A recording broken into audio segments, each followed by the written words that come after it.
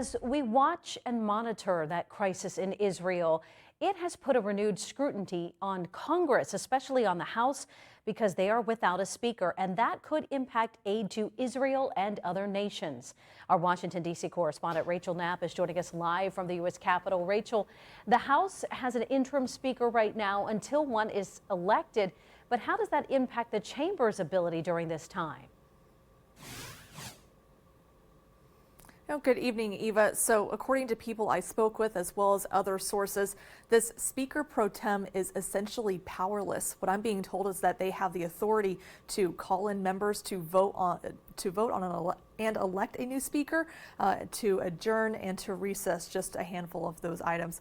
Now, when the House ousted Kevin McCarthy last week as Speaker, a post 9/11 rule was enacted. Basically, the Speaker has to provide a list of successors if there is no longer a Speaker. Not only are we in uncharted territory by having the House successfully vote out a Speaker, but now we are dealing with this in a time of crisis. Without a Speaker, the House cannot perform legislative business, meaning if members of Congress wanted to provide emergency funding for Israel, the legislation can't be brought to the House floor.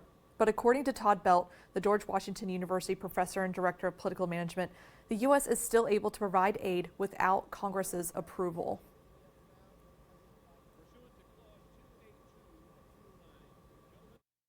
The president does have the ability to move weapons from U.S. stockpiles over to Israel. And the president actually plans on doing that. And the United States has plenty it can draw upon in order to do so.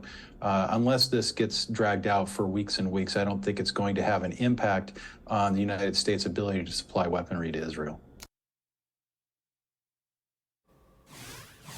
Belt also adds that this doesn't look good for the United States right now, especially as we are facing this type of crisis because the House is not in order. He says that the House is really important when it comes to foreign and national security, and without a leader, it's essentially problematic. Now, we do expect the House to possibly start voting on a new speaker as early as this week.